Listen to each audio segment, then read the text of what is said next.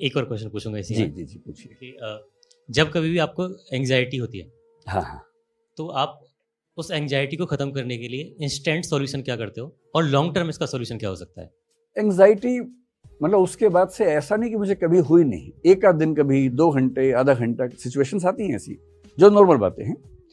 जब एंग्जाइटी होने लगी आपको अचानक से, सबसे आसान तरीका है जो 3 इडियट्स फिल्म में शायद वायरस ने बताया था, वही बात है या मुन्ना भाई में था, किसी में था कि जैसे ही तनाव होने लगे जोर से हंसना शुरू कर दो।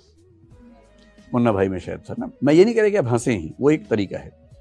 बेसिक बात है कि जिस चीज से देखिए एंग्जाइटी में क्या होता है, एंग्जाइटी का मूल लक्षण ये है कि आपकी जो थिंकिंग की स्पीड है रॉकेट जैसी हो जाती है, बहुत तेज थॉट्स आती है, रनिंग थॉट्स बोलते हैं उनको, और वो सारी रनिंग थॉट्स नेगेटिव होती हैं या अमूमन नेगेटिव होती हैं। तो नेगेटिव थॉट्स का बहुत तेज गति से आना एंग्जाइटी को रॉकेट साइंस नहीं, सिंपल सी बात, एंग्जाइटी ये होती है। ठीक, ये हम सबके साथ होता है, नॉर्मल सी बात है। अगर दिन में सप्ताह में एक आध बार हुआ तो नॉर्मल बात है, कोई तनाव की बात नहीं है। ज्यादा होने लगे तो चिंता की बात है। और जब ये एंग्जाइटी साइकोसोमेटिक बन जाती है, साइकोसोमेटिक का मतलब है साइकोलॉजिकली शुरू होके बॉडी पे असर पड़ने लगे, सोमेटिक हो जाए। जब आपको एंग्जाइटी की वजह से हाथ पैर में थोड़ी सनसनाहट होने लगे, झुंझुनाहट होने लगे, टिंगलिंग होने लगे, मतलब वाइब्रेशंस होने लगे, सिर में दर्द होने लगे, नींद नहीं आ रही, आप करवटें बदल रहे हैं लगातार, नींद आई नहीं रही आपको, ये अब केवल मामला मन का नहीं है, अब ये मन का असर शरीर पे होने लगा है, ये साइकोसोमेटिक मामला बन गया है, ये रिस्की बात है।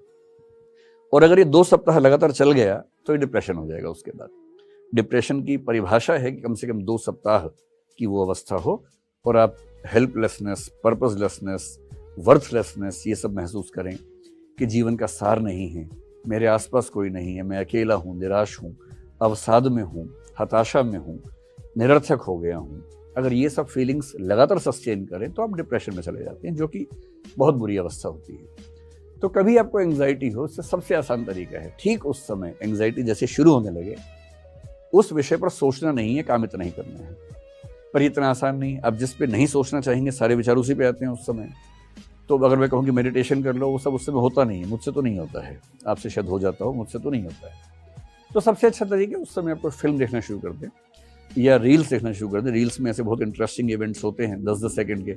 मैंने पहली बार अभी इंस्टाग्राम 4-5 दिन पहले या 10 दिन पहले ही डाउनलोड किया, तो एक दिन गलती से रील चल पड़ी, तो मेरा बड़ा सही चीज़ है ये तो अब मैं दिन में 2-4 बार 5-5 मिनट रील्स देख लेता हूँ। उसमें बहुत जोकर टाइप के लोग भी होते हैं, बड़ी हंसी आती है, हंसी मजाक भी, कभी डांस देख लिया, कभी कुछ देख लिया, लेकिन कुल मिला के मन लग जाता है। तो अगर आप रील्स रात दिन देख रहे हैं तो दिक्कत है, लेकिन 1 घंटे में 1 मिनट रील देख के अगर आपका मन बहल जाता है तो क्या बुराई है। तो जब भी ऐसा एंग्जाइटी जैसा हो, कुछ तुरंत दिमाग बदलिए, कोई गेम खेल लीजिए।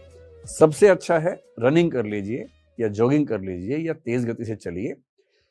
देखिए एंग्जाइटी नेगेटिव हार्मोन्स को बढ़ाएगी, इतना ही करना है कि पॉजिटिव हार्मोन्स को ले आना है।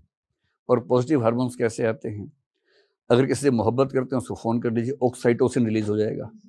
ऑक्साइटोसिन क्या है, लव हार्मोन है, उससे आप अच्छा फील करते हैं। या आप ऐसा कीजिए, थोड़ा तेज चलिए, भागिए, तो एंडोर्फिन्स रिलीज हो जाएंगे। एंडोर्फिन्स का मतलब है कि एक हैप्पी फीलिंग आती है एक्सरसाइज करने के बाद, डिप्रेशन टिक ही नहीं सकता उसके सामने।